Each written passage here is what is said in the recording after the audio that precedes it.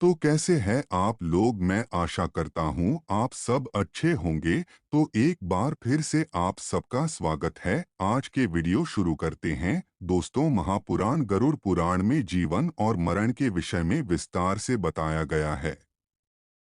साथ ही यह भी बताया है कि मनुष्य की आत्मा किन किन कर्मों के बाद प्रेत योनि में चली जाती है और उसे मोक्ष की प्राप्ति कैसे होती है। दोस्तों, हिंदू धर्म में 18 महापुराणों का वर्णन किया है, जिनमें से गरुड़ पुराण को सबसे महत्वपूर्ण माना जाता है। ऐसा इसलिए क्योंकि इस महापुराण में भगवान विष्णु ने अपने प्रिय वाहन गरुड़ को जीवन के कुछ मूल रहस्यों के विषय में बताया है। साथ ही यह भी बताया है कि व्यक्ति को किन कर्मों के बाद मोक्ष की प्राप्ति होती है। बता दें कि गरुड़ पुराण में जीवन और मरण व कर्म और उसके फलों के विषय में विस्तार से बताया गया है। साथ ही इसमें मनुष्य योनि और प्रेत योनि के विषय का भी विस्तृत उल्लेख किया गया है। गरुड़ पुराण में इस विषय का भी वर्णन किया गया है कि मनुष्य किन कर्मों के बाद प्रेत योनि का भोगी होता है।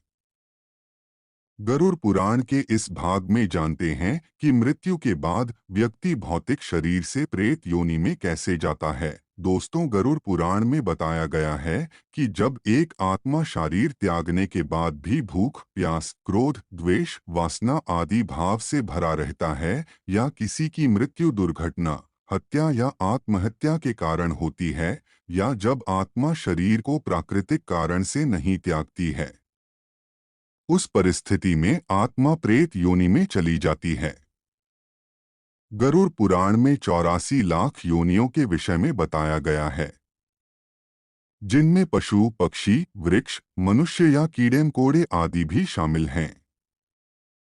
इन योनियों में जन्म केवल कर्मों के आधार पर मिलता है। दोस्तों, गरुड़ पुराण में यह भी बताया गया है कि जब मृत्यु के बाद आत्मा को शांति नहीं मिलती है, उस स्थिति में भी वह प्रेत योनि में भटकी रहती है। इसलिए शास्त्रों में तर्पण और श्राद्ध के नियम बताए गए हैं। महापुराण के अनुसार पितरों का श्राद्ध एवं तर्पण करने से ही उनकी आत्मा को शांति प्राप्त होती है और वह मृत्यु लोक से स्वर्ग लोक चले जाते हैं। लेकिन जिनकी आत्मा अधूरे कर्मों के कारण शांत नहीं होती है, वह मृत्यु लोक में ही भटकती रहती है और अन्य लोगों को भी किसी न किसी रूप में परेशान करती है।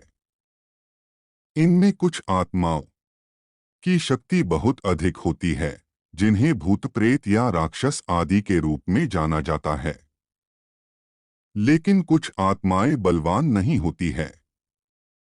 यह शक्तियां भी व्यक्ति द्वारा जीवन में किए गए कर्मों पर ही निर्भर करती हैं। अगर आप ऐसे धार्मिक वीडियो देखने में दिलचस्पी रखते हैं तो हमारे चैनल ऑफिशियल माया लोक सब्सक्राइब करें, जिससे आने वाली वीडियो का नोटिफिकेशन अब तक मिलता रहेगा। आपको यह वीडियो अच्छी लगी हो तो लाइक करें। अंत तक देखने के लिए आप सबका धन्यवाद।